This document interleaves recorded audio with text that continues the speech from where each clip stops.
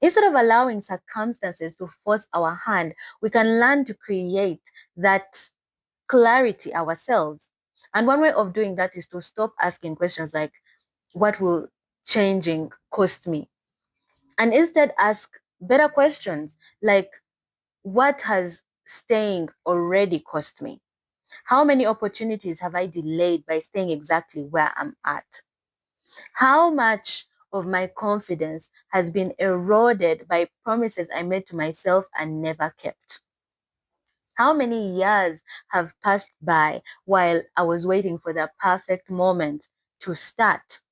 You see, these costs don't appear on things like bank statements or calendars, but they accumulate all the same. Another powerful shift is to imagine your current trajectory and not just your ideal future. If nothing changed over the next 5 years, where would your current decisions lead you?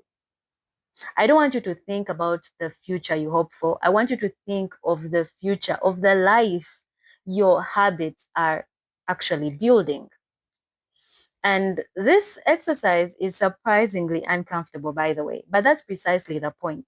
It transforms vague future consequences into something emotionally real. And emotionally real consequences are much harder to ignore. So ultimately, the region beta paradox reminds us that waiting until life becomes unbearable is an expensive strategy. And the challenge isn't in escaping misery. Sometimes it's escaping comfort that has become a cage. And we have to become extremely honest with ourselves and ask ourselves whether we have mistaken familiarity for fulfillment.